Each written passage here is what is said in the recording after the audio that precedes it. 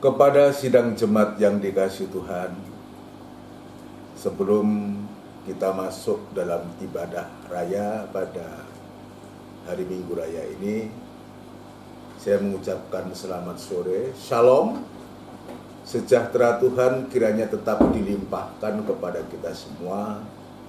Mari kita siapkan diri kita, hati kita, untuk kita tundukkan kepala sejenak menyerahkan ibadah ini kepada Tuhan. Bapa yang bertahta dalam kerajaan surga, di dalam nama Tuhan Yesus Kristus, pada sore hari ini Tuhan kembali kami datang kepadamu dengan segala kerendahan hati kami, dan sekaligus kami mengakui dengan segala kekurangan dan kelemahan kami, tapi kami merindukan Engkau Tuhan untuk bisa menghadapkan diri kami untuk bisa melaksanakan ibadah pada sore hari ini. Itu sebabnya kami serahkan hidup kami ke tangan Tuhan. Biar kiranya Tuhan, Engkau yang memberikan kekuatan, kemampuan kepada kami, Engkau juga yang memberikan kemauan kepada kami, untuk kami selalu datang dan menyembah kepada-Mu Tuhan. Demikian pula kami serahkan ibadah ini ke tangan-Mu, dari awal sampai pada selesainya. Kiranya Tuhan hadir dan memberkati ibadah ini dari awal sampai pada selesainya. Lihat puji-pujian yang kami naikkan kepadamu, lewat apapun juga persembahan-persembahan yang kami persembahkan kepada Engkau, kiranya Engkau berkenan Tuhan. Terima kasih, namun demikian di saat kami beribadah semacam ini, kuasa kegelapan tidak tinggal diam untuk mengganggu kami, dan itu sebabnya kami sehati panggil nama-Mu yang penuh kuasa, untuk mengusirkan segala pekerjaan setan dalam bentuk apapun juga yang coba mengganggu sidang jemaat-Mu, mengganggu kami sekalian, yaitu di dalam nama Tuhan Yesus Kristus, darah Kristus yang berkuasa. Terima kasih Tuhan, terima kasih. Kami yakin dan percaya Engkau sudah menolong kami untuk kami boleh siap untuk memuji membesarkan nama-Mu. Kami sambut ibadah ini di dalam nama Tuhan Yesus Kristus. Haleluya.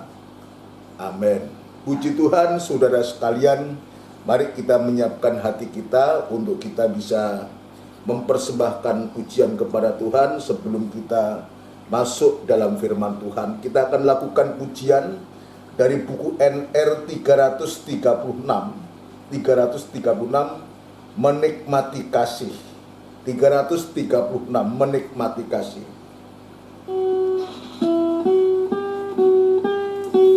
Haleluya.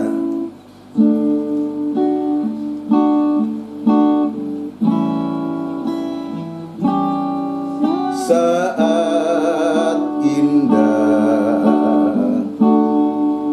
ku berhadapan denganmu, memandang wajahmu, Yesus kekasih jiwaku.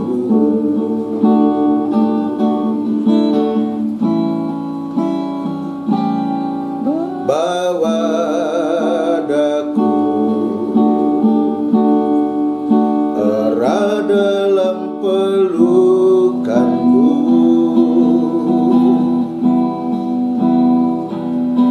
menikmati kasih dan indahnya hadirat-Mu. Haleluya. Hadirat-Mu Tuhan, ku rasakan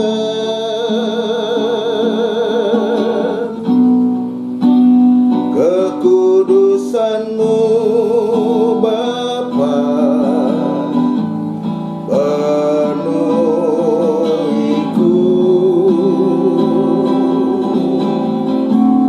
Ku rindu selalu diam dalam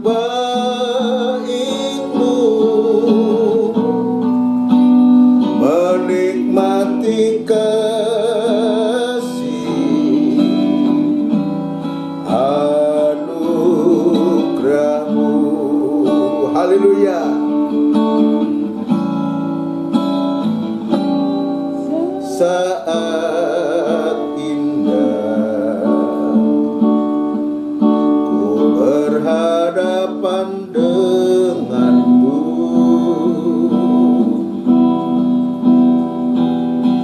mendengar suaramu, Yesus kekasih jiwaku.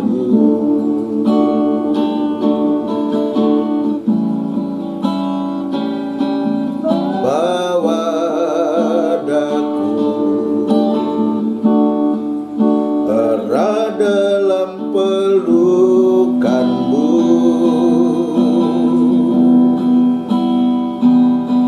menikmati kasih dan indahnya hadiratmu. Haleluya. Hadiratmu Tuhan ku rasakan,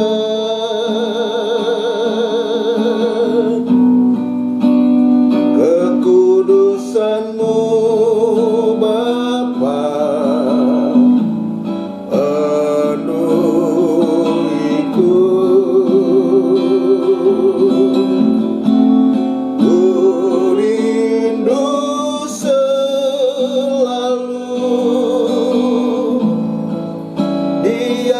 Dalam baitmu, menikmati kasih anugerahmu. Hadiratmu Tuhan, hadiratmu Tuhan ku rasakan,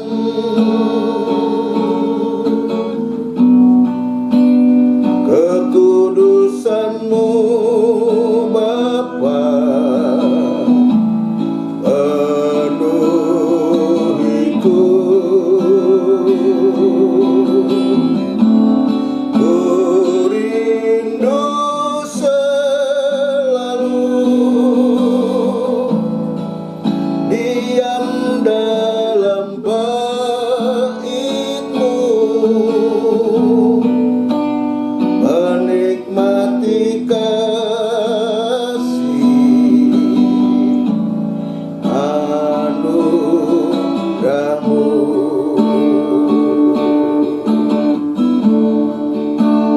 Menikmati kasih anugerahmu.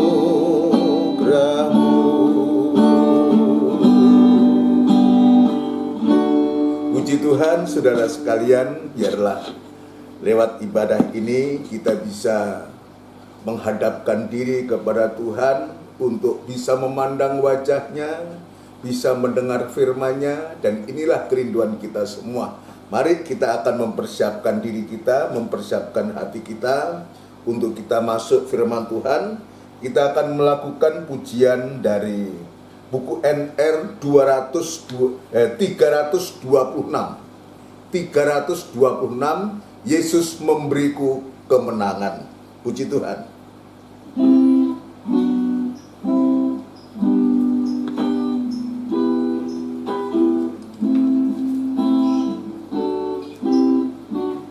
Haleluya. Ku tidak takut, sebab Kau besertaku.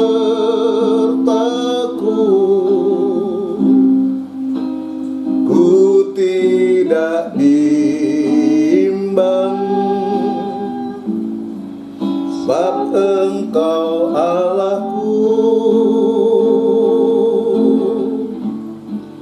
Engkau meneguhkanku, bahkan menolongku.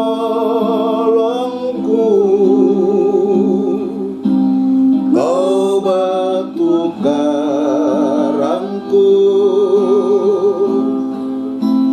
Yesus Tuhan. Yesus memegangku dengan tangan kananmu. Yesus memberiku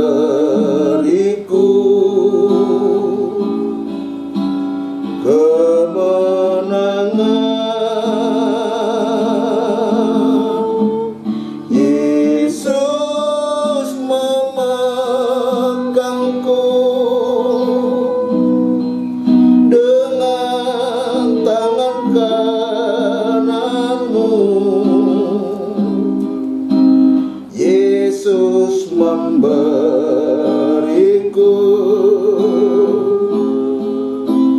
kemenangan. Haleluya. Ku tidak takut. Haleluya. Sebab Kau besertaku.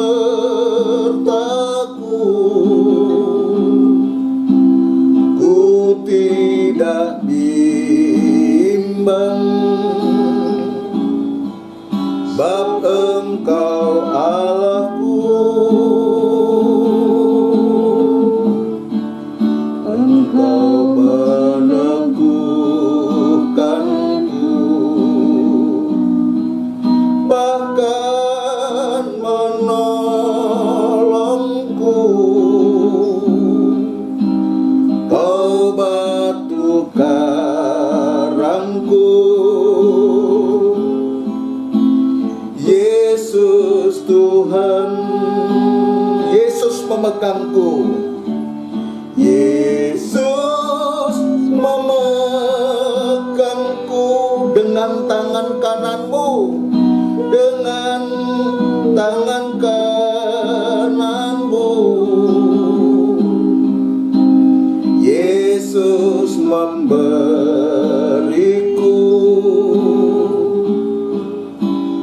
kemenangan.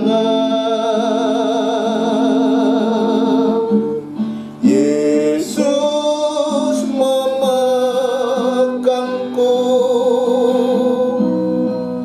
dengan tangan kananmu. Yesus memberiku kemenangan.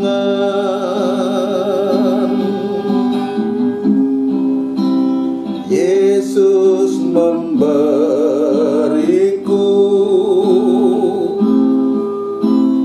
kemenangan.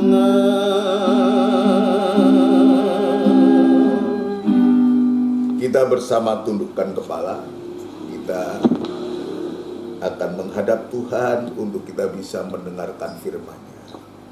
Benar Tuhan, hanya di dalam Engkau, jika kami berpaut kepada Engkau, dan kami dengar dan dengar-dengaran kepada Engkau, sesungguhnya kemenangan dan kemenangan itu Engkau sudah sediakan kepada kami, sebab Engkau sudah menang, bahkan Engkau sudah menang dari kuasa maut itu. Itu sebabnya Tuhan, biarlah lewat ibadah khususnya dalam kami mendengarkan firman-Mu ini Tuhan, Engkau sungguh-sungguh menolong kami, menyucikan hati kami Tuhan dari segala perkara yang tidak berkenan di hadapan Engkau, baik pikiran, angan-angan dan perasaan kami Tuhan, supaya firman-Mu itu boleh mendapatkan tempat yang terutama dalam hati kami, dan sungguh kami boleh merasakan kemenangan dan kemenangan itu oleh karena firman-Mu, bukan karena kekuatan kami. Urapi firman-Mu dan urapi kami sekalian dalam pengurapan yang dari surga Tuhan. Terima kasih Bapa di surga. Demikian pula kami berdoa untuk gereja-gereja-Mu yang lain yang bersamaan beribadah semacam di tempat ini ya Tuhan.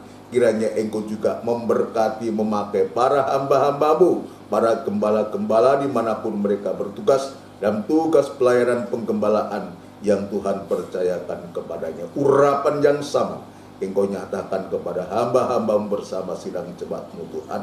Terima kasih, hamba-Mu tetap berserah diri kepada Engkau. Biar kemurahan dan belas kasihan-Mu ya Tuhan tetap Engkau nyatakan kepada hamba untuk mampu menyampaikan firman-Mu yang benar dan murni, supaya sungguh firman-Mu itu nyata dalam hati kami, sungguh-sungguh mengubahkan kehidupan kami, terutama juga untuk memberikan jalan keluar dari segala masalah yang sedang kami hadapi di hari-hari ini. Dudukkan kami semua sidang jemaat-Mu yang saat ini berada di rumah mereka masing-masing dengan tenang, dengan baik, untuk supaya Tuhan Engkau juga memberikan kerinduan hati kepada jemaat-Mu untuk selalu merindukan perkataan-Mu ya Tuhan. Terima kasih Bapa di surga, terima kasih di dalam nama Tuhan Yesus Kristus kami alaskan doa dan sembahyang kami. Haleluya. Amin. Puji Tuhan, saudara sekalian yang dikasihi Tuhan, sebelum masuk dalam pemberitaan firman Tuhan, kembali saya mengucapkan selamat sore, shalom, sejahtera Tuhan kiranya tetap dilimpahkan kepada kita semua. Dan sungguh ini merupakan satu hal yang luar biasa yang Tuhan sudah berikan kepada kita. Tidak terasa kita sudah di hari yang terakhir dan minggu yang terakhir di bulan Februari ini. Ketepatan bulan Februari itu hanya 20 hari, 28 hari satu. Besok kita sudah masuk tanggal 1 bulan Maret dan seterusnya, saudara sekalian. Ya, berarti juga hampir 1 tahun kita tidak bisa bertemu. Ya, sebab mulai akhir Maret itu kita sudah tidak beribadah di gereja, saudaraku. Hampir 1 tahun, tapi sesungguhnya sekalipun 1 tahun itu kita secara fisik tidak bisa bertemu, tetapi kita selalu bertemu dalam doa, dalam ibadah-ibadah serah tunda semacam ini, maupun lewat renungan-renungan, maupun lewat ucapan-ucapan kita bisa yang menyampaikan sesuatu, ucapan selamat atau ucapan apa ulang tahun dan semua. Ya, sesungguhnya hubungan kasih persaudaraan itu tetap terjaga. Itu sebabnya saudara sekalian, kita bersyukur, berterima kasih bisa mengakhiri bulan Februari ini oleh pertolongan Tuhan. Puji Tuhan, Tuhan menginginkan kepada kita semua, baik mulai dari hamba Tuhan saya sendiri, para imam-imam pelayan Tuhan dalam bidang apapun juga, dan seluruh sidang jemaatnya, sidang jemaat Tuhan dipakai oleh Tuhan. Ya, dipakai oleh Tuhan dalam bidang mereka masing-masing, dalam perkataan, dalam perbuatan, dalam solah tingkah kita. Kita sungguh-sungguh Tuhan menginginkan untuk supaya kita menjadi saksi-saksinya Tuhan. Ini yang Tuhan inginkan. Itu sebabnya ya kita berterima kasih, sungguh bahagia ya kita masih bisa mendapatkan kesempatan untuk kita bisa beribadah. Saya masih ya melanjutkan sedikit tentang ya, kuasa firman Allah dalam penciptaan bumi ini, saudaraku. Bagaimana Tuhan itu juga membentuk bumi yang belum berbentuk dan mengisi bumi yang kosong. Dan yang ketiga, nanti yang keempat, saudaraku, yang ketiga adalah memberikan terang bumi yang gelap gulita. Dan yang saya tambahkan nanti, tema yang keempat ini adalah Roh Tuhan saat itu Dia melayang-layang di permukaan air. Ini yang nanti saya akan tambahkan satu, sebab ini penting. Roh Tuhan melayang-layang di permukaan air, artinya Roh Tuhan itu belum ada tempat saat itu. Ya, nanti kita akan periksa, dan saya ingin melanjutkan lebih dulu tentang bagian yang ketiga, yaitu menerangi bumi yang gelap. Saya sudah berulang-ulang saudaraku bahwa bumi yang gelap ini menunjuk kehidupan manusia berdosa, juga menunjuk kepada kejahatan manusia di akhir-akhir zaman ini, saudaraku.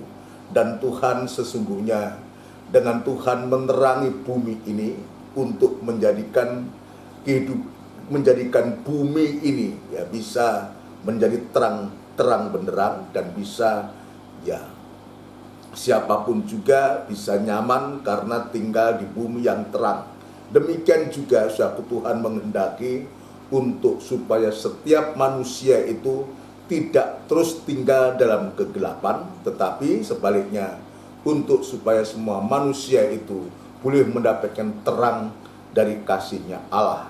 Sebab Tuhan jelas mengatakan Dia tidak menghendaki ada satupun manusia ini binasa, dan Dia sangat menunggu sampai hari ini tanggal 28 bulan Februari tahun 2021 ini.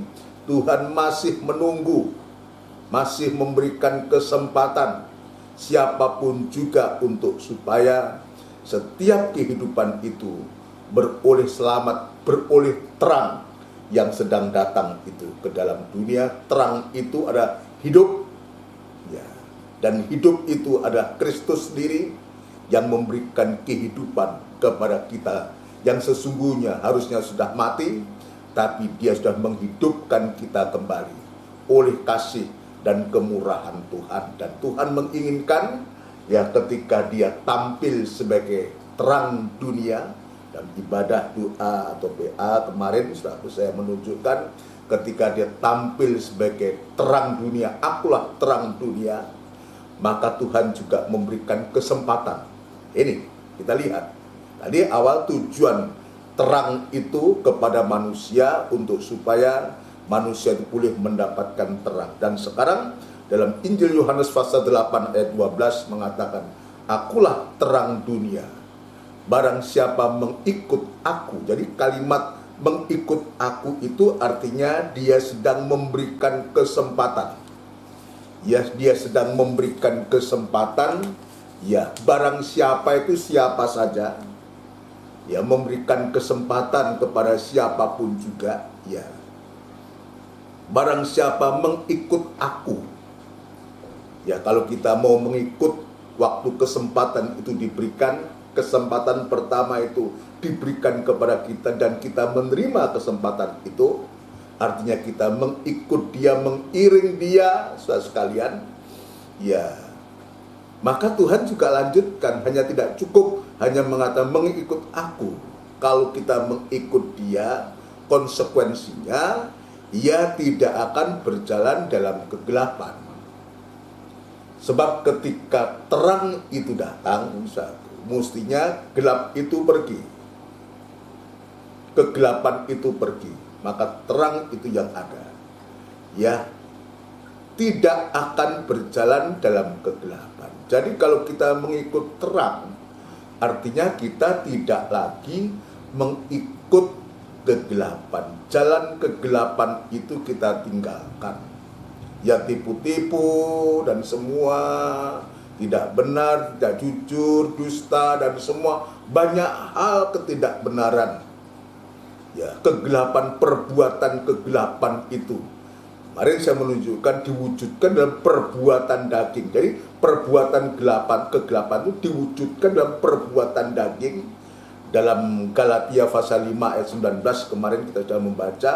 Nah, kalau kita melakukan perbuatan kegelapan atau perbuatan daging ini, yang banyak hal di sana yang dicantumkan ya untuk, maka ayat selanjutnya dia katakan tidak akan mendapat bagian dalam kerajaan surga. Padahal sasaran utama, sasaran terang itu untuk menuju terang yang luar biasa, kerajaan surga. Dan Yesus Kristus adalah terangnya, terang yang ada dalam kerajaan surga. Matahari tidak ada lagi, bulan tidak ada lagi, bintang tidak ada lagi, maka Yesus sendiri itu adalah terang dari kerajaan surga ini. Puji Tuhan, yaitu sebabnya kita di hari-hari ini, saudaraku, kalau kita sudah mengikut terang, berarti kita pastikan kita tidak berjalan dalam kegelapan. Maka di saat itu juga sesungguhnya kita sedang mempunyai terang atau mendapatkan terang, menjadi terang oleh karena kita mengikut terang yang besar dan kita tinggalkan kegelapan, dan kita saat itu juga memperoleh terang. Artinya kita tidak hidup dalam kegelapan. Sampai sewaktu-waktu jika Tuhan mengatakan akulah terang dunia, terang yang besar, terang yang sempurna itu, yang sempat menerangi bumi yang gelap itu, tapi kehadirannya dalam Injil Yohanes pasal pertama, dia ditolak, tidak dikenal, saudara. Tapi bagi kita yang mengenalnya sekarang ini, hal yang luar biasa untuk kita, mempersiapkan kita, maka kita mempunyai terang, dan sewaktu-waktu terang itu terus akan berkembang dan akan bertumbuh, saudara. Sampai sewaktu-waktu Tuhan juga menyebutkan kehidupan kita, kamu adalah terang dunia. Nah, kita coba bayangkan ini.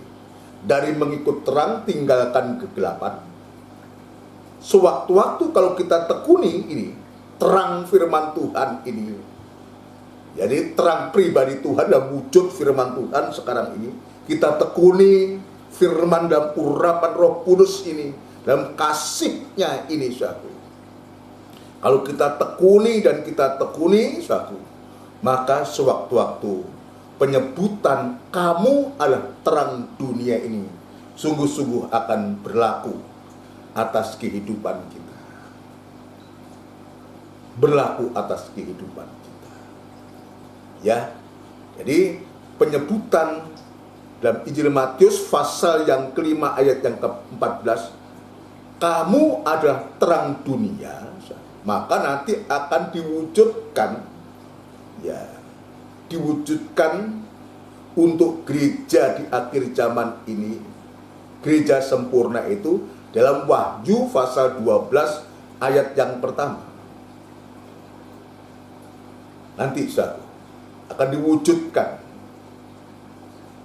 seorang wanita yang berselubungkan matahari, saudara. Seorang wanita yang berselubungkan matahari, di sana disebutkan dalam pasal 12 itu ayat pertama, maka tampaklah suatu tanda besar di langit, seorang perempuan berselubungkan matahari dengan bulan di bawah kakinya dan sebuah mahkota dari 12 bintang di atas kepalanya.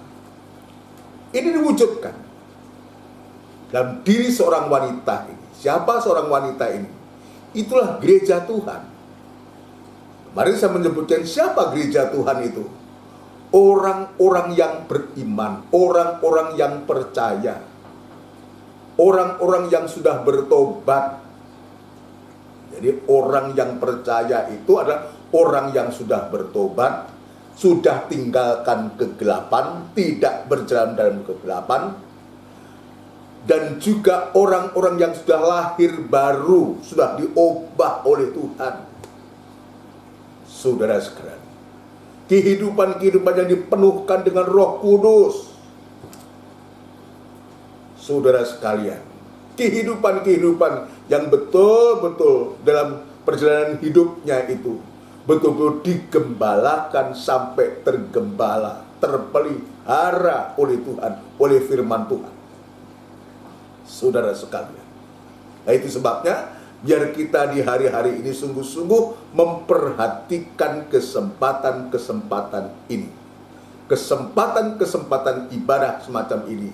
Sesungguhnya kesempatan untuk Tuhan itu memperlengkapi sampai betul-betul yang disebutkan dalam Wahyu pasal yang ke-12 tadi, seorang wanita, ya, seorang wanita yang berselubungkan matahari, ya, berpijakan bulan-bulan itu menjadi pijakan, ya, bulan di bawah kakinya, dan sebuah mahkota dari 12 bintang ini di atas kepalanya. Nah, sekarang kita perhatikan, ya, kita pelan-pelan kita perhatikan. Ketika itu matahari itu sudah menjadi pakaian, kalau boleh saya katakan, ya, berselubungkan menjadi pakaian. Ya, apa itu matahari? Kasih-Nya Allah Bapa itu sudah menjadi karakter pakaian, bicara tentang karakter. Ya, matahari itu sudah menjadi bagian dari perempuan, dari gereja Tuhan ini menjadi pakaian, saudara. Dan bulan ini menjadi pijakan dari perempuan ini. Benda terang yang kedua, saudara sekalian, ya ketebusan dari anak Allah ini sudah juga menjadi bagian dari gereja Tuhan, anak-anak Tuhan, gereja sempurna. Dan mahkota dari 12 bintang itu, bintang-bintang itu juga sudah menjadi bagian dalam kehidupan gereja Tuhan atau anak-anak Tuhan. Lalu bagaimana dunia ini, saudara? Ini yang kita perhatikan hari ini, hari-hari ini, saudara. Bagaimana keadaan dunia ini? Jadi kitab Wahyu ini dalam bentuk nubuatan, kitab yang menceritakan apa yang akan terjadi. Nah, itu sebabnya kita tahu dari mana?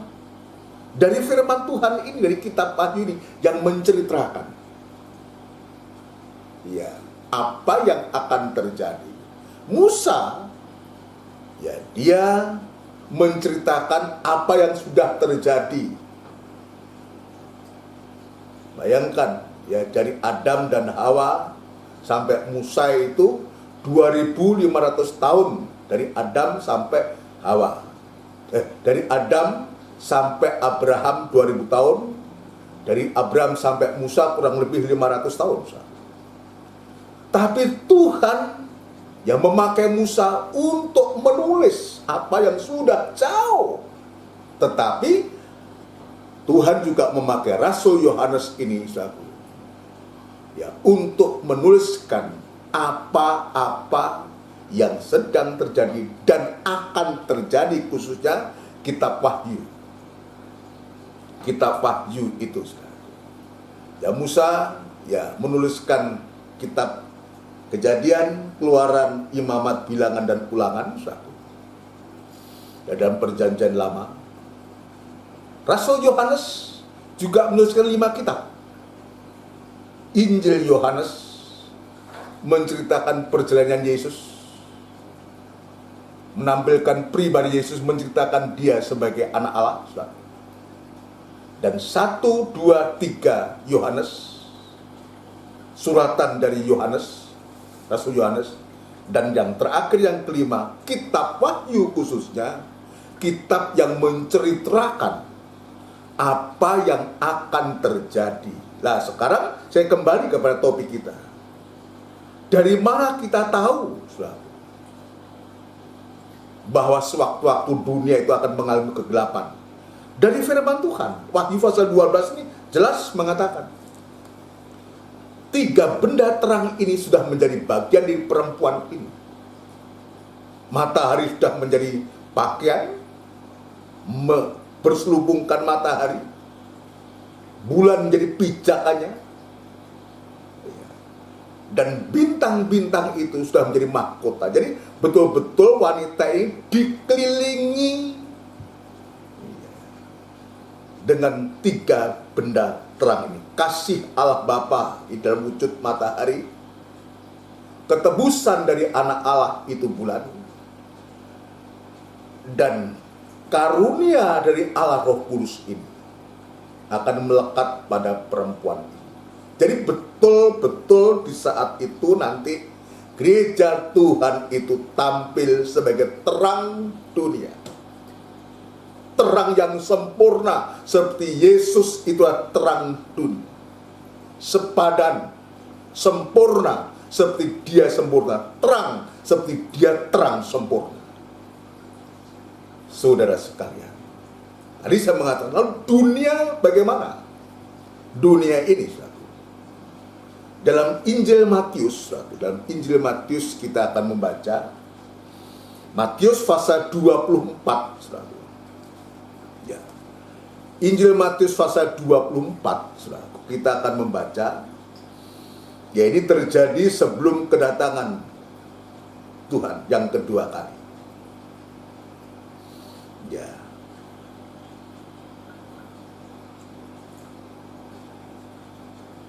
Pasal 24 ayat 29. Perhatikan yang terjadi pada dunia saat itu. Karena kasihnya Allah sudah tidak ada. Kalau kasih tidak ada, maka manusia akan betul-betul saling bunuh. Ya, kasih menjadi dingin, saudaraku, maka banyaklah pembunuhan atau kebencian-kebencian. Ya, puji Tuhan, kesempatan untuk kita bertobat juga sudah tidak ada. Ketebusan anak Allah itu diangkat. Ya. Ayat yang ke-29 dari Injil Matius pasal 24 ayat 29. Segera sesudah siksaan pada masa itu. Jadi ini terjadi sebelum kedatangan Tuhan yang kedua kali, saudara. Segera sesudah siksaan pada masa itu. Jadi ingat, ya, apa-apa yang akan terjadi sudah ditulis. Segera sesudah siksaan pada masa itu. Jadi betul-betul nanti akan terjadi yang namanya siksaan itu. Makanya yang lalu-lalu saya mengatakan sewaktu-waktu ini juga menimpa anak-anak Tuhan terutama. Dalam Injil Yohanes pasal yang ke-16 ayat 1, untuk supaya kita tidak kecut hati ketika masa siksaan itu terjadi. Atau sedikit kita baca tapi jangan ditutup, ini suatu. Dan itu Injil Yohanes pasal 16. Ya, ini siksaan ini betul-betul terjadi untuk kita waspadai, suatu. Pasal yang ke-16, suatu. Ayat yang pertama. Ya, semuanya ini kukatakan kepadamu supaya kamu jangan kecewa dan menolak aku. Kamu akan dikucilkan. Bahkan akan datang saatnya bahwa setiap orang yang membunuh kamu akan menyangka bahwa ia berbuat bakti bagi Allah. Jadi ini siksaan yang luar biasa yang akan menimpa gereja Tuhan. Ya, gereja Tuhan akan disiksa, akan mengalami penyiksaan itu. Itu sebabnya tadi katakan segera sesudah siksaan pada masa itu. Tapi saya akan lanjutkan Yohanes ini dulu. Mereka akan berbuat demikian karena mereka tidak mengenal baik Bapa maupun aku. Tetapi semuanya ini kukatakan kepadamu supaya apabila datang saatnya kamu ingat bahwa aku telah mengatakannya kepadamu. Jadi ini luar biasa. Ini betul-betul terjadi. Saya kembali kepada Injil Matius pasal 24 ayat 9. Segera sesudah siksaan pada masa itu. Perhatikan, matahari akan menjadi gelap dan bulan tidak bercahaya dan bintang-bintang akan berjatuhan dari langit dan kuasa-kuasa langit akan goncang. Bumi keadaannya semacam itu, saudara. Kegelapan yang ada, kasih tidak ada. Maka begitu manusia begitu beringas, tidak segan-segan menyakiti, bahkan menyiksa. Tapi Tuhan yang berpesan, ya semuanya ini kukatakan kepadamu, supaya apabila datang saatnya kamu ingat bahwa aku telah mengatakannya kepadamu. Jadi ini harus menjadi perhatian kepada kita. Inilah yang akan terjadi. Inilah yang akan terjadi. Bahkan ketika itu bumi betul-betul gelap. Keadaan bumi yang begitu hebatnya, kegelapan itu menimpa bumi. Orang saling benci, saling bunuh pada saling siksa. Terjadi peperangan-peperangan yang begitu hebat, tidak menyayangkan nyawa lagi. Ini yang akan terjadi. Ya. Kenapa? Tadi kembali kepada Wahyu pasal yang ke-12 tadi, karena tiga benda terang ini sudah menjadi bagian dari anak-anak Tuhan. Ya, tapi disebutkan tadi dalam Injil Matius terjadi, ya, akan banyak bintang-bintang itu juga menjadi gugur. Nanti kita lihat. Ya. Nah, saya kembali kepada Wahyu pasal 12 ayat yang pertama ini. Seorang wanita yang berselubungkan matahari, ya, dan bulan di bawah kakinya, dan sebuah mahkota bintang dari 12 bintang itu ada di kepala. Ini tanda besar, suatu tanda, ya, besar di langit. Tapi jangan kita bersuka lebih dulu.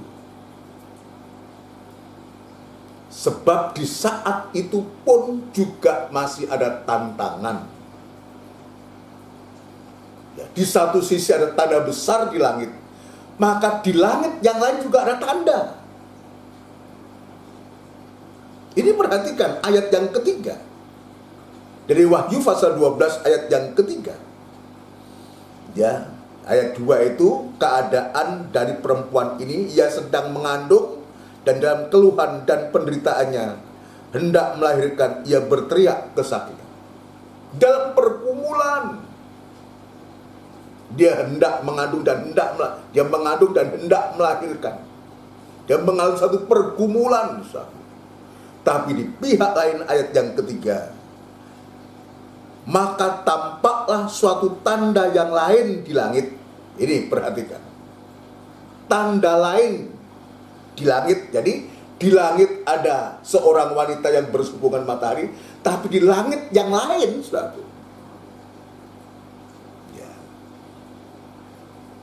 Ya, juga ada tanda yang lain. Tampak suatu tanda yang lain di langit. Dan lihatlah, seekor naga merah padam yang besar, berkepala 7 dan bertanduk 10, dan di atas kepalanya ada 7 mahkota. Ada tanda yang lain. Tanda yang lain ular naga merah ini merupakan suatu ancaman dari perempuan yang sedang mengandung dan hendak melahirkan ini. Ancaman, saudara. Ini suatu ancaman. Tetapi kita ingat kembali, ini ancaman. Tetapi kita diingatkan kembali kepada kitab Kejadian pasal yang pertama, saudara. Ya, kitab Kejadian yang pertama, ketika Allah menciptakan manusia, tujuannya untuk berkuasa atau menguasai segala jenis binatang yang keluar dari laut, yang tidak ada di laut, ada di darat, di bumi, dan termasuk yang ada di udara. Yang lalu saya menyebutkan, ya, burung-burung di udara ini ada kuasa kegelapan.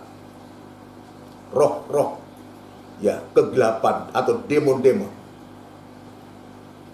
Binatang yang ada di air itu adalah nanti akan diwujudkan dalam Wahyu pasal 13, Rabu. Itulah antikris, binatang yang keluar dari laut. Dan binatang yang keluar dari darat itu adalah nabi palsu, Rabu. Ya. Nah, kita ingat yang disebutkan dalam kitab Kejadian pasal 1 itu burung-burung di udara. Ya, burung-burung di udara ini sewaktu-waktu dia akan berkembang begitu besar, saudara. Dalam kitab Wahyu pasal 12 ini tidak lagi tampil sebagai burung di udara, tapi sudah berubah menjadi ular naga merah padam. Saudara sekalian, ular naga merah padam. Ini setan, ini gambar dari iblis, setan, saudara, yang menyesatkan seluruh dunia ini. Jadi ular naga merah ini adalah sesungguhnya, ya, burung-burung yang ada di udara, yang sekarang dalam kitab Wahyu pasal 12 sudah menjadi ular naga, yang menjadi ancaman yang serius. Nah, Wahyu pasal 13 nanti disebutkan ular naga itu akan memberikan kekuatannya, memberikan kuasanya, memberikan tahtanya kepada binatang yang keluar dari laut ini, ya, untuk dilaksanakan oleh binatang yang keluar dari dalam bumi, oleh nabi-nabi akan bekerja sama begitu luar biasa. Untuk apa? Untuk menyesatkan, untuk menyesatkan umat manusia saat itu. Ya, luar biasa. Tetapi ya, Tuhan itu begitu luar biasa, satu. Tuhan itu begitu luar biasa. ya, memperancangkan kehidupan kita. Kembali kepada Kejadian pasal 1. Tujuannya untuk supaya manusia itu diciptakan berkuasa. Ya, berkuasa. Atau lebih baik kita membaca sedikit, saudaraku, ya, membaca sedikit pasal pertama ayat 26. Berfirmanlah Allah, baiklah kita menjadikan manusia menurut gambar dan rupa kita, supaya mereka berkuasa atas ikan-ikan di laut. Tadi saya sebutkan binatang yang keluar dari laut, dan burung-burung di udara. Ini burung di udara ini dalam kitab Wahyu sudah menjadi ular naga, saudara. Dan ternak, dan atas seluruh bumi, dan atas segala binatang melata yang merayap di bumi. Itulah nabi palsu. Sudah, jadi manusia itu diberikan kuasa untuk menguasai binatang-binatang yang disebutkan, baik yang ada di udara, di laut, dan yang ada di darat. Dan itu sudah ya, dibuktikan oleh Tuhan Yesus. Itu sudah dibuktikan oleh Tuhan Yesus ketika di atas kayu salib itu. Dalam Filipi pasal 2, saudara sekalian, kita akan membaca, sudah dibuktikan oleh manusia dalam pribadi Yesus ini. Ya, kalau Allah mengatakan untuk berkuasa, maka perkembangan dalam Filipi pasal 2, maka Yesus ini sebagai manusia, Allah yang sudah menjadi manusia, bahkan menjadi seorang hamba, sudah rela tergantung di atas kayu salib untuk mengalahkan 3 binatang buas ini, saudara. Ya, Filipi pasal yang kedua. Filipi pasal yang kedua. Filipi pasal yang kedua.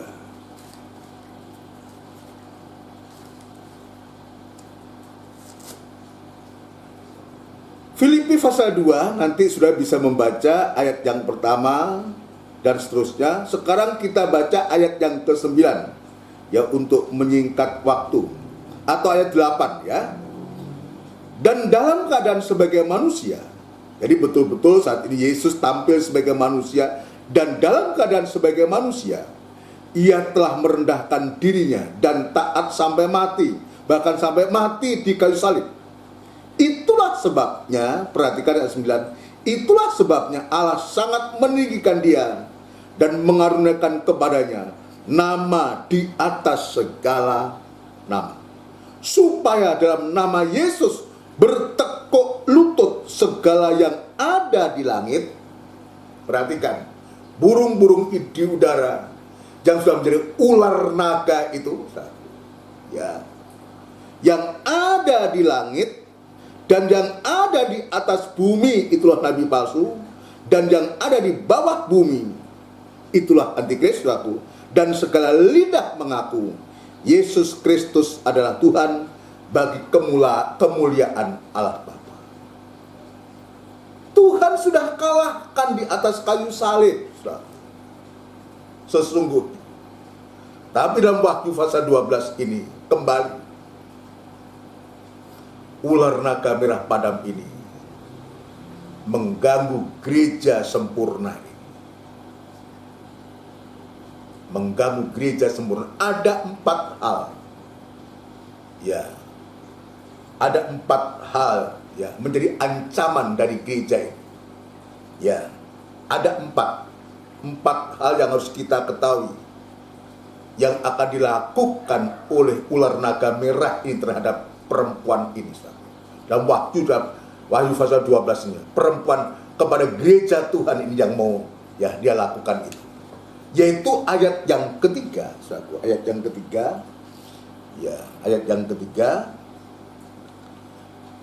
Maka tampaklah suatu tanda yang lain di langit, dan lihatlah seekor naga merah padam yang besar, berkepala 7 dan bertanduk 10, dan di atas kepalanya ada 7 mahkota. Ya, ayat yang keempat, saudaraku, perhatikan.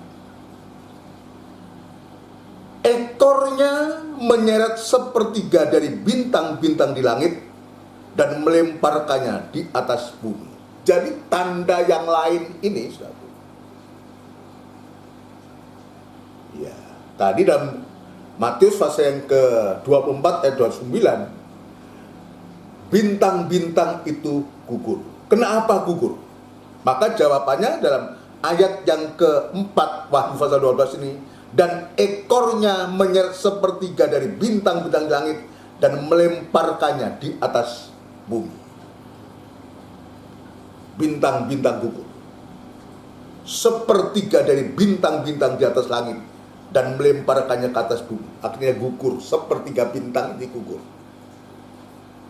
Saudara sekalian, ini yang pertama. Yang kedua, saudaraku, ini mengancam. Jadi ular naga ini, ya, dia ekornya menyeret sepertiga bintang. Yang kedua, saudaraku, ular naga ini hendak menelan, ayat 4b, dan naga itu berdiri di hadapan perempuan yang hendak melahirkan itu untuk menelan anaknya. Ini 4 hal yang harus kita tahu. Tapi Tuhan pun juga menolong. Segera sesudah perempuan itu melahirkannya, maka ia melahirkan seorang anak laki-laki yang akan mengembalakan semua bangsa dengan gada besi. Tiba-tiba anaknya itu dirampas dan dibawa lari kepada Allah dan ke tahtanya. Tuhan tetap melindungi anak yang baru dilahirkan oleh perempuan ini. Ini yang kedua. Ancaman yang ketiga adalah, ya, dalam Wahyu pasal 13 ayat yang ke-15. Ya. Atau ayat yang ke-6 dari pasal 12 tadi saya baca dulu. Perempuan itu lari ke padang gurun di mana telah disediakan suatu tempat baginya oleh Allah supaya ia dipelihara di situ 1260 hari lamanya. Saya lanjutkan.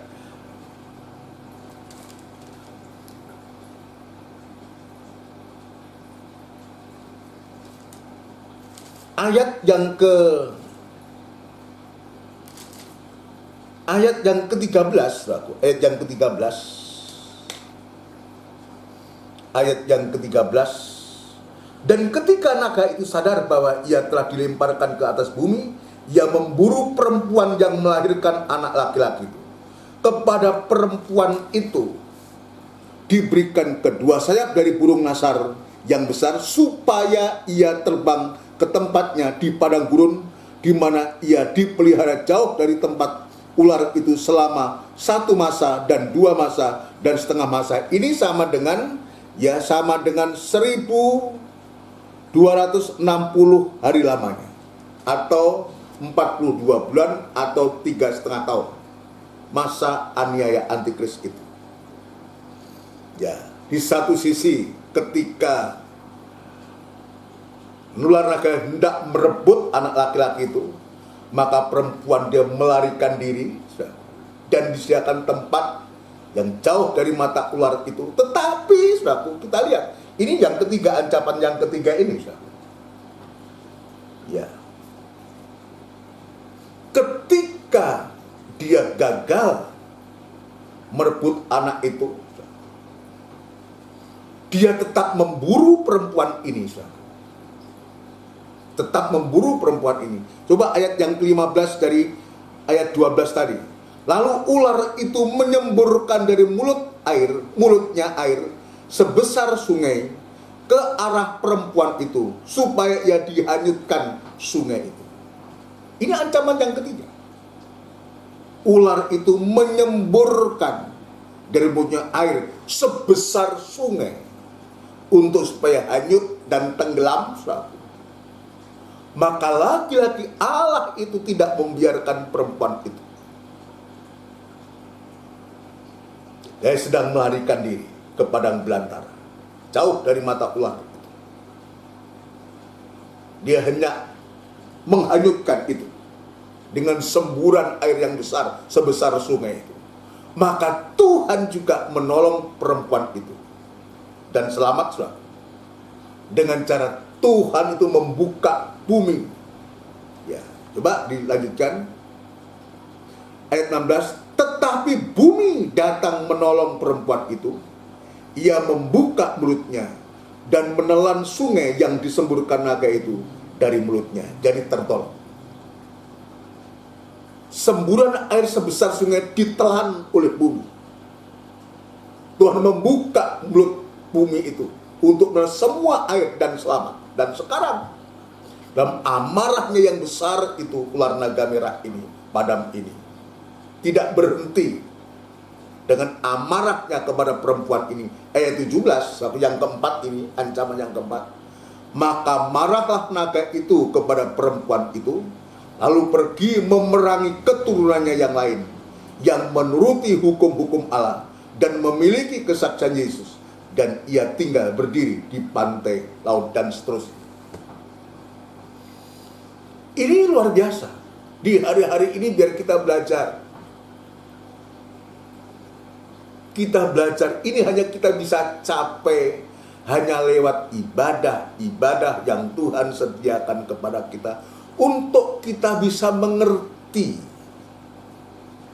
apa-apa yang harus kita lakukan di hari-hari ini. Jangan sampai ada satupun kehidupan yang gugur dari iman. Tapi kenyataannya ini yang harus kita lihat. Nanti ekor ular naga itu akan menyeret sepertiga bintang. Dalam Matius pasal yang ke-24 ayat 29, bintang-bintang itu akan gugur. Ya. Sekarang kita akan perhatikan siapa bintang-bintang itu. Lebih dulu siapa bintang-bintang itu. Dan tadi yang kedua saya tunjukkan siapa bintang-bintang yang gugur itu.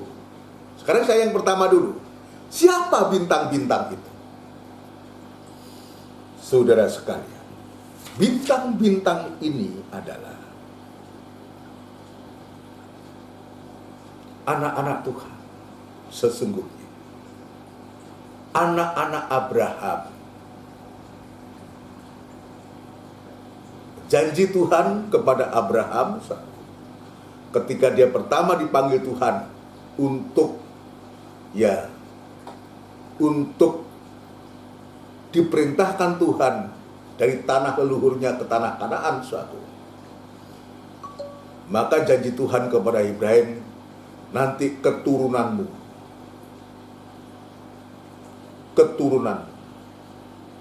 seperti bintang-bintang di langit. Lalu selanjutnya setelah Abraham ini mempersembahkan anaknya Ishak,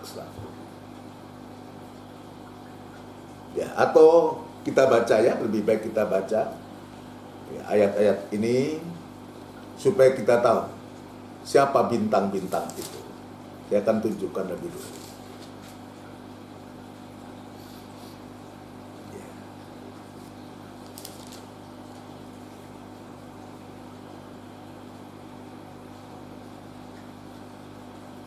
Kejadian pasal 15 ayat yang kelima. Perjanjian Allah dengan Abraham, janji tentang keturunannya. Ayat 5. Lalu Tuhan membawa Abram keluar serta berfirman, coba lihat ke langit, hitunglah bintang-bintang, jika engkau dapat menghitungnya. Maka firman-Nya kepadanya, demikianlah banyaknya nanti keturunan. Tapi faktanya saat itu Sarah itu mandul. Sarah itu mandul. Tetapi Tuhan itu tidak pernah mengingkari janjinya. Maka pada akhirnya singkat kata Tuhan memberikan keturunan. Bukan lewat Hagar, tapi lewat Sarah yang disebutkan bintang-bintang langit, keturunan yang lewat Sarai. Maka lahirlah Ishak dari rahim Sarai atau Sarah. Dan setelah dia menginjak remaja, Tuhan tuntut lagi minta supaya anaknya itu dipersembahkan di Gunung Moria. Maka yang kedua, saudaraku, Tuhan juga mengatakan dalam Kejadian pasal 22, saudaraku,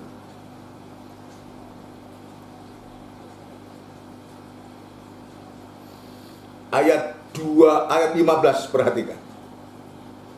Ini yang disebutkan bintang-bintang. Untuk kedua kalinya berserulah malaikat Tuhan dari langit kepada Abraham, katanya,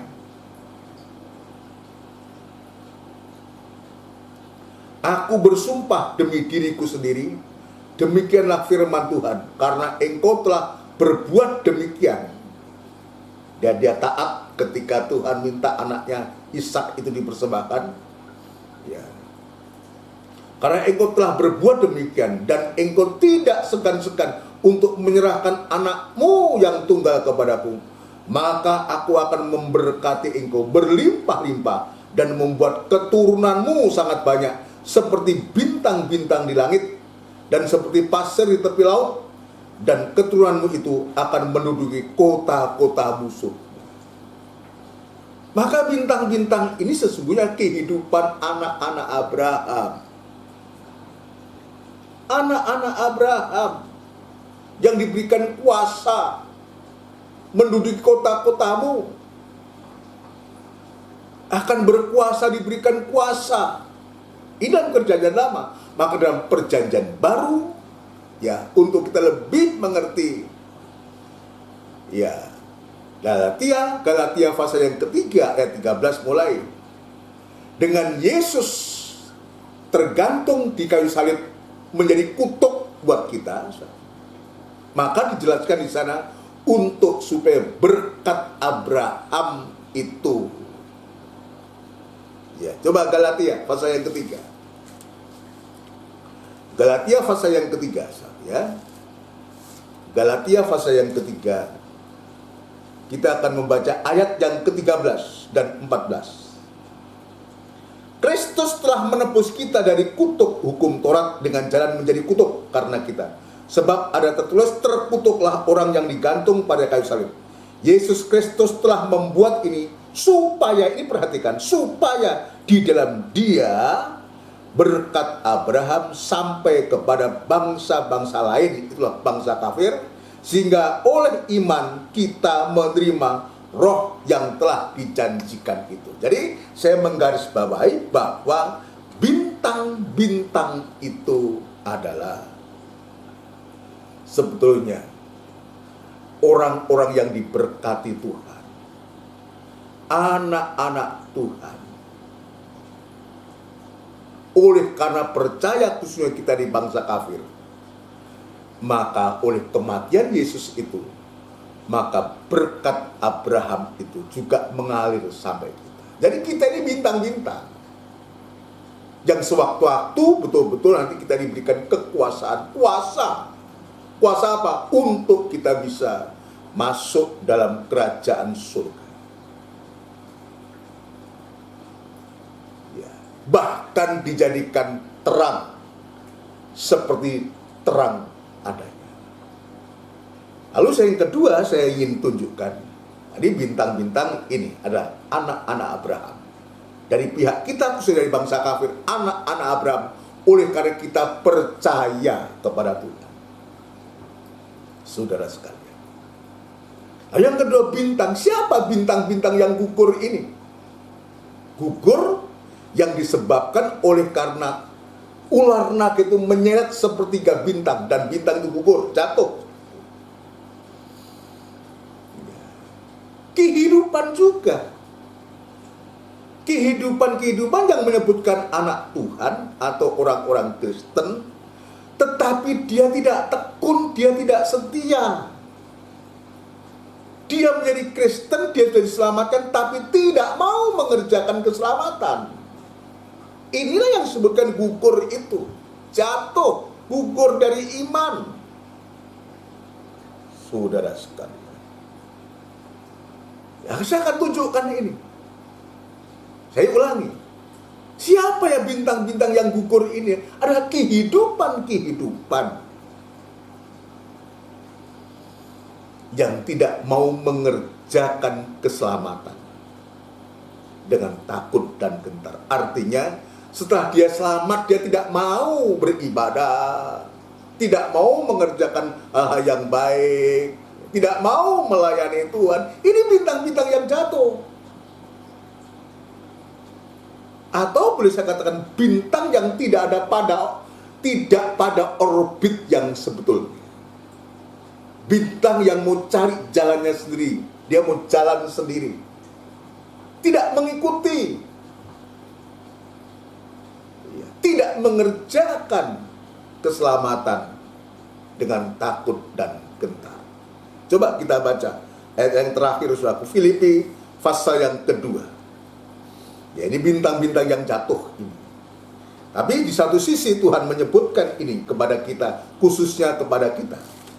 Tadi saya menyebutkan bintang-bintang yang jatuhnya, bintang-bintang yang dia di luar orbit, bintang yang mencari jalannya sendiri. Dengan katanya dia tidak mengerjakan keselamatan dengan takut dan gentar. Filipi pasal yang kedua. Filipi pasal yang kedua.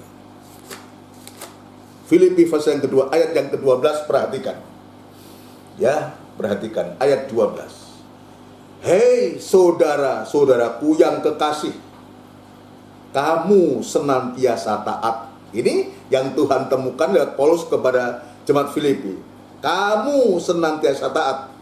Karena itu, tetaplah kerjakan keselamatanmu dengan takut dan gentar. Ini yang harus dilakukan. Di satu pihak tadi saya mengatakan, bintang-bintang yang gugur inilah kehidupan-kehidupan yang tidak mengerjakan keselamatan. Ya sudah begitu aja lah, pokoknya percaya, pokoknya Kristen, pokoknya gereja. Tapi tidak ada satu tindakan keubahan, ya, tidak ada satu pertumbuhan rohani, tidak ada. Bukan saja seperti waktu aku masih hadir, tetapi terlebih pula sekarang waktu aku tidak hadir. Ya, jadi ketika itu Paulus ada di penjara, tapi Filipi ini dia. Paulus dia menulis surat karena dia mendengar dia tetap mengerjakan keselamatan. Sekalipun aku tidak hadir, tidak ada di tengah-tengah kamu. Ya. Karena Allah lah. Kenapa begitu? Begitu hebatnya jemaat Filipi ini. Ayat yang ke-13. Karena Allah lah yang mengerjakan di dalam kamu. Tuhan bekerja dengan kita mengerjakan keselamatan dengan takut dan gentar. Justru Allah mengerjakan. Allah lah yang mengerjakan dalam kamu, baik kemauan maupun pekerjaan menurut kerelaannya. Lakukanlah segala sesuatu dengan tidak bersungut-sungut dan berbantah-bantahan. Ibadah itu jangan kita lakukan dengan bersungut-sungut, dengan berbantah-bantah. Melayani Tuhan itu juga demikian, jangan kita lakukan dengan bersungut-sungut dan berbantah-bantah.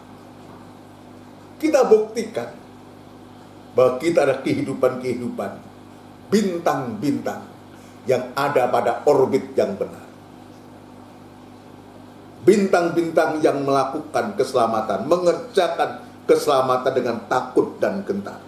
Supaya kamu tiada beraib dan tiada bernoda sebagai anak-anak Allah yang tidak bercela di tengah-tengah angkatan yang bengkok hatinya dan yang sesat ini. Sehingga kamu, perhatikan, kalau kita melakukan itu, ya disebutkan tidak bersungut-sungut, tidak berbantah-bantah, maka kamu tidak beraib, tidak bernoda. Aku, sekalipun kita berada di tengah-tengah ya dunia yang bengkok, sekalipun kita berada di tengah-tengah pandemi sekarang ini, tapi pandemi ini tidak akan membengkokkan iman kita, keyakinan kita. Kita tetap yakin, kita tetap mengerjakan keselamatan dengan takut dan gentar, sahabat.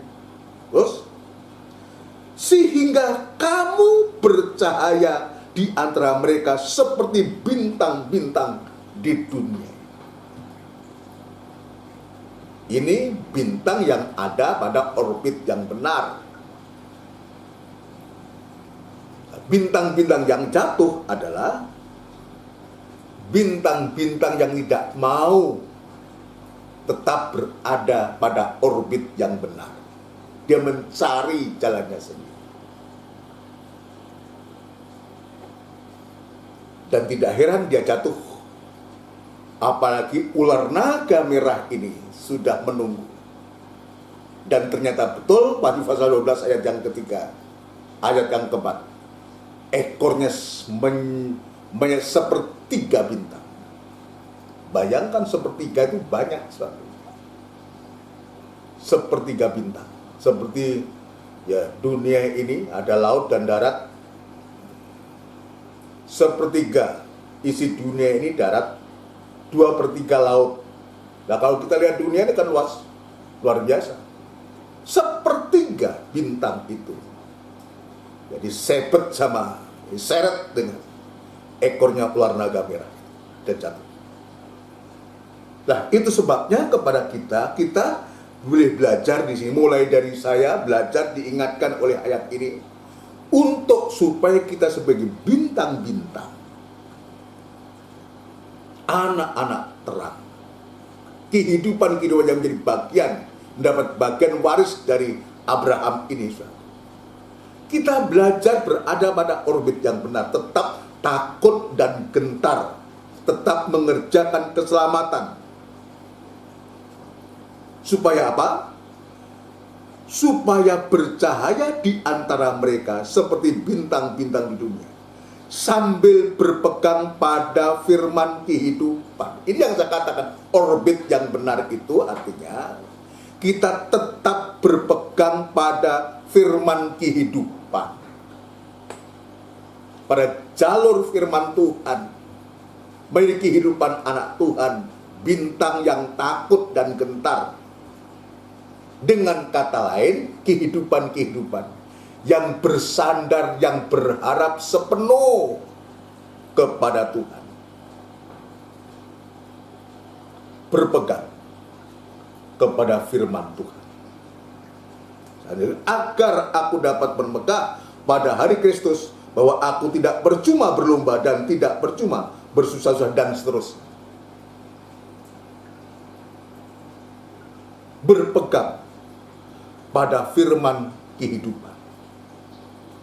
Apa tuh firman kehidupan itu? Mungkin kita bertanya.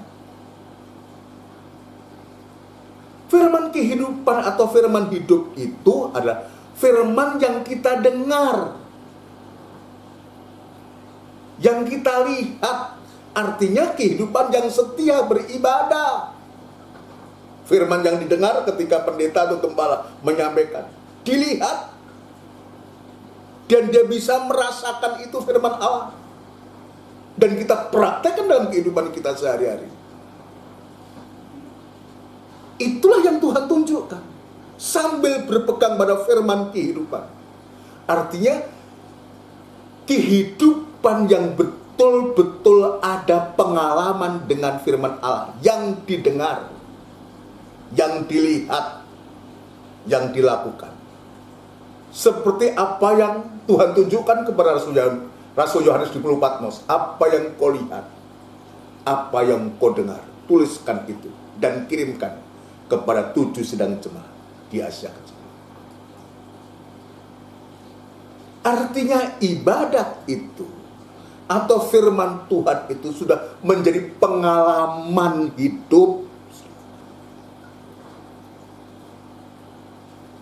Ya, dalam Wahyu fase yang pertama, 1 Yohanes fase yang pertama dan yang ketiga, yang didengar, yang kau lihat, yang diraba, itulah yang dilakukan. Itulah firman hidup itu. Atau lebih baik ya dibaca sedikit supaya kita tahu ada dasarnya, saudara. Ya, 1 Yohanes fase yang pertama, ayat yang pertama. Apa yang telah ada sejak semula, yang telah kami dengar, yang telah kami lihat dengan mata kami, yang telah kami saksikan dan yang telah kami raba dengan tangan kami tentang firman hidup, itulah yang kami tuliskan kepadamu. Sama ucapan Rasul Yohanes dalam kitab Wahyu pasal pertama juga. Tuliskan kepada 7 jemaat, perintah itu. Artinya Rasul Yohanes dia sudah mengalami sendiri. Mendengar dan melihat, bukan katanya.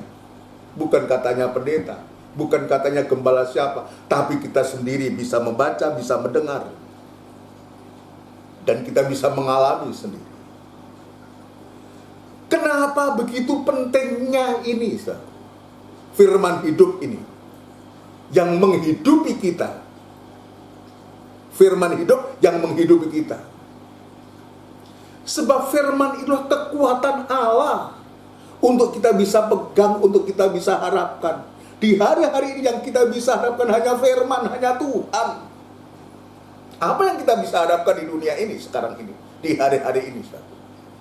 Gak ada. Dunia ini sedang lenyap, apa yang kita harapkan? Itu sebabnya hati-hati. Ini mengingatkanku, mengingatkan semua. Ada ancaman-ancaman. Sekalipun kita disebutkan kamu adalah terang dunia, ditampilkan Wahyu 12 ayat 1, tapi masih ada ancaman, ular naga merah padam. Ya bahkan ekornya sudah menyeret seperti bintang. Kita jangan menjadi bagian kehidupan yang terseret dan jatuh dan gugur. Maka yang harus kita lakukan di hari-hari ini, maka firman hidup itu penting. Firman harus sudah menjadi pengalaman.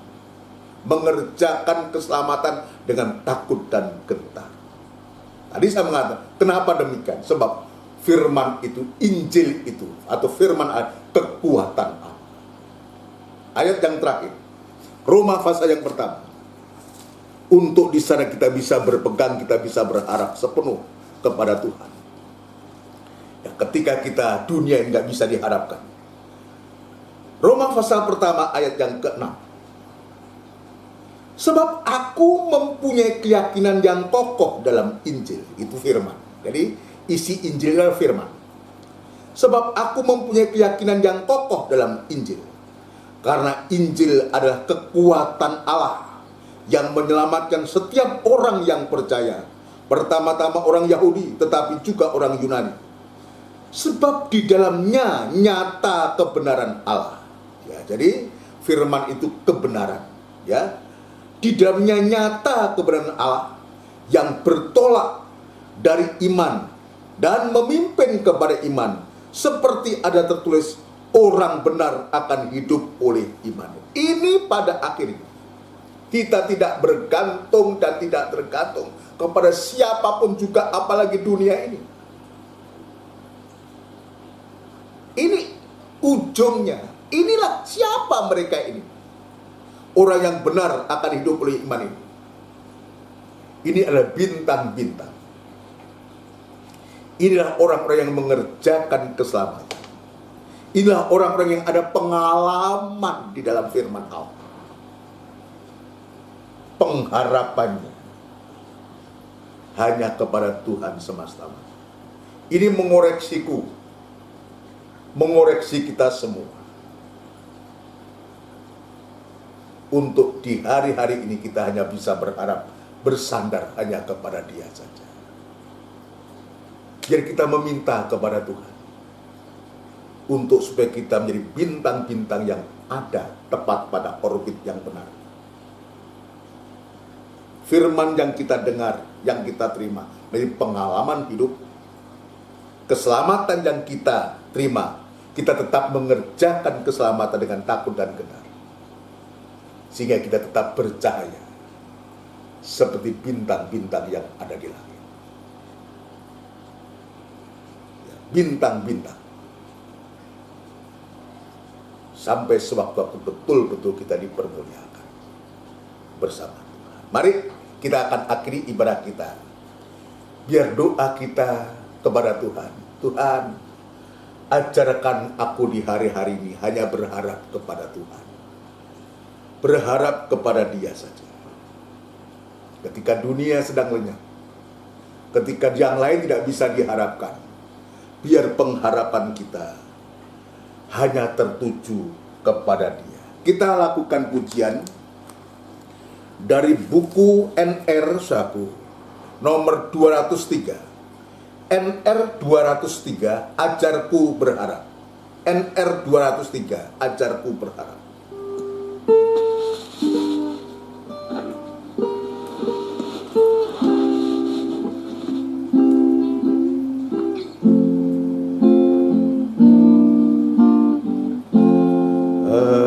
Ajarku mengerti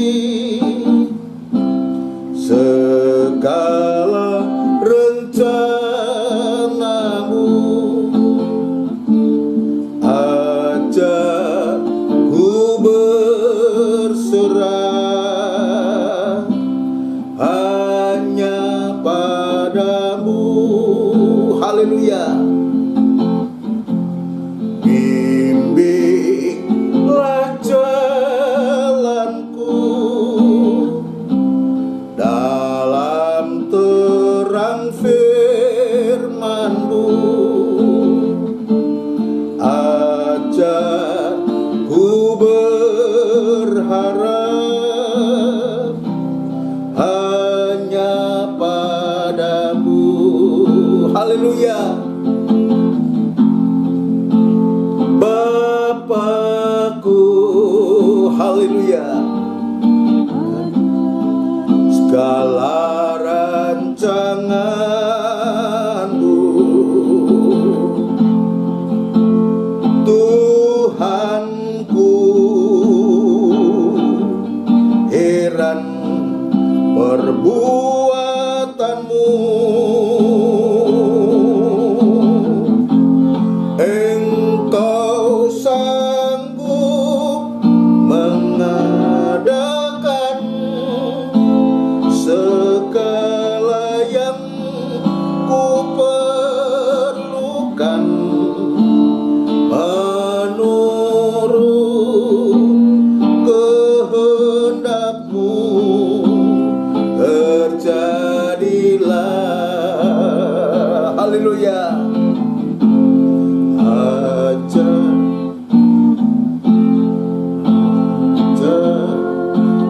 mengerti segala rencana-Mu, ajarku berserah hanya padamu. Bimbinglah jalanku, bimbinglah jalanku dalam terang firman-Mu, ajarku berharap hanya padamu. Bapakku, ajaib segala rancangan-Mu. Bapakku, ajaib segala rancangan-Mu, Tuhanku, heran perbuatan-Mu, Engkau sanggup mengadakan segala yang ku perlukan menurut kehendak-Mu, terjadilah. Sekali lagi, Bapakku, ajaib segala rancangan-Mu. Haleluya. Haleluya, haleluya. Haleluya, haleluya.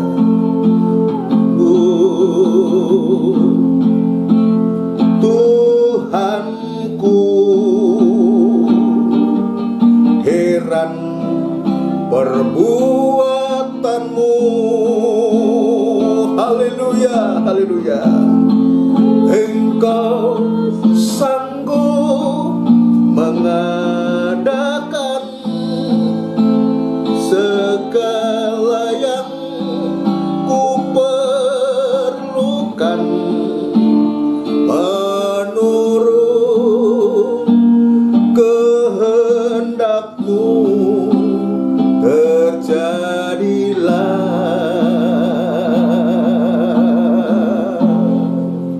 Bersama kita tundukkan kepala. Benar Tuhan, di hari-hari ini Tuhan, lewat firman-Mu Engkau mengajarkan kepada kami untuk kami berharap sepenuh kepada-Mu, berharap kepada firman kehidupan, firman hidup, firman yang menjadi pengalaman dalam kami. Tuhan, kami yakin dan percaya dalam kesulitan-kesulitan, jika kami tetap mengerjakan keselamatan, kami tetap dalam orbit yang benar, tetap kami berharap kepada-Mu Tuhan. Kami yakin dan percaya Engkau yang sanggup untuk melakukan segala perkara, bahkan sampai pun apa yang sedang kami butuhkan Tuhan. Terima kasih Bapa di surga, terima kasih untuk firman Tuhan, terima kasih untuk berkat-Mu pada sore malam hari ini. Sudah memberkati kami, biar termetre dalam hati kami dan menjadi iman, dan kami sungguh untuk kami boleh mempraktekkan firman-Mu dengan takut dan gentar Tuhan. Terima kasih sampai kehidupan kami tidak bercacat dan bernoda, dan kami boleh bercahaya seperti bintang-bintang di dunia ini Tuhan. Terima kasih Tuhan, menjadi kehidupan yang menjadi berkat bagi orang lain. Terima kasih Tuhan, terima kasih untuk lawatan-Mu pada sore malam hari ini. Terima kasih di dalam nama Tuhan Yesus Kristus kami alaskan doa dan sembahyang kami. Haleluya. Amin. Puji Tuhan saudara sekalian, demikian rangkaian ibadah dan ibadah raya ini Tuhan sudah sangat memberkati kita, dan mohon perhatiannya untuk jadwal ibadah suatu nanti. Ya, hari Rebu suatu ada ibadah PA yang disertai dengan perjamuan suci hari Rebu bulan Maret suatu, dan hari Kamis itu dilanjutkan dengan doa dan penyembahan, dan mulai semua 5:30 sore tepat masih ya lewat siaran tunda, dan kembali nanti hari Minggu suatu itu merupakan minggu yang pertama tanggal 7 Maret itu suatu nanti akan disertai dengan perjamuan suci. Itu sebabnya suatu ya ibadah-ibadah yang ada perjamuan suci suatu PA maupun hari Minggu. Di minggu pertama kita menyiapkan sejak dini untuk supaya kita ya menyiapkan diri untuk kita, bagi kita yang mau mengikuti perjamuan suci mohon untuk dipersiapkan masing-masing. Puji Tuhan, ya ini yang bisa saya sampaikan jadwal ibadah kita.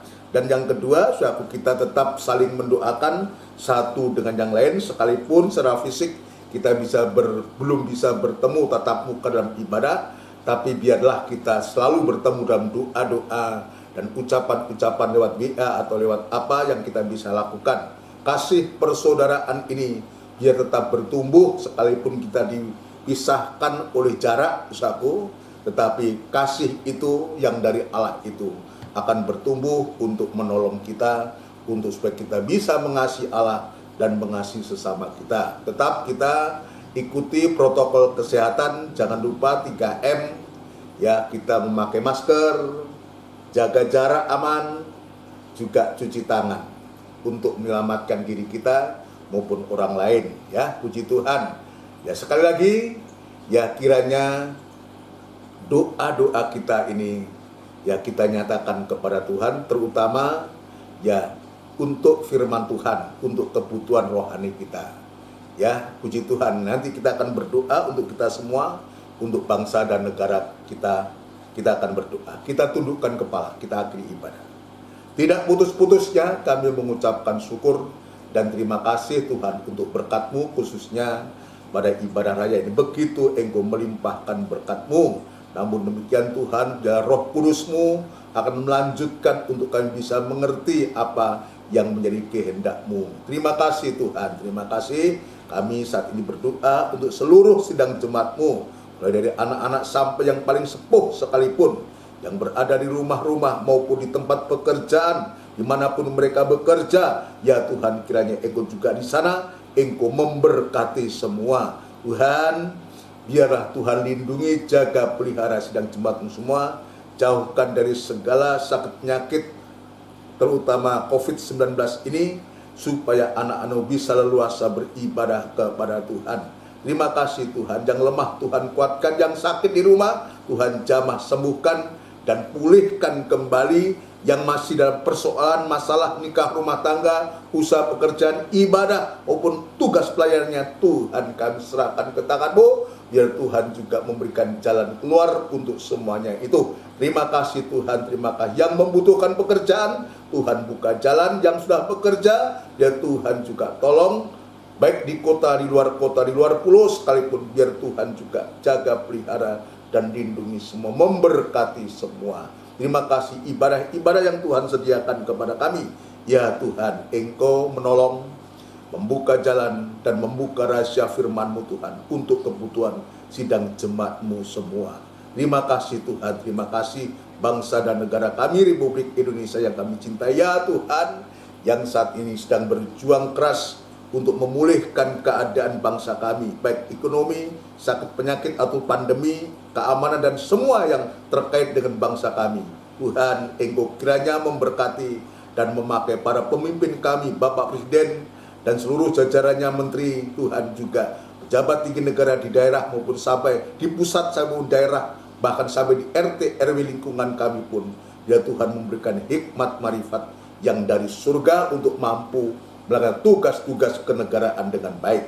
Namun demikian, kuasa kegelapan apapun juga yang coba mengganggu bangsa kami, membangun gereja-Mu, anak-anak-Mu semua, Tuhan, kami sehati panggil nama-Mu yang penuh kuasa untuk mengusirkan segala pekerjaan setan itu di dalam nama Tuhan Yesus Kristus, darah Kristus yang berkuasa. Terima kasih Tuhan, terima kasih. Terima sebentar kami akan berpisah, biar penyertaan-Mu nyata. Saudaraku yang kekasih, biarlah rahmat, anugerah cinta yang besar yang datangnya dari Allah Bapa, Sang Putra, dan Roh Kudus yang sepenuhnya di dalam nama Tuhan Yesus Kristus. Haleluya. Amin. Selamat malam, Tuhan memberkati kita semua. Puji Tuhan.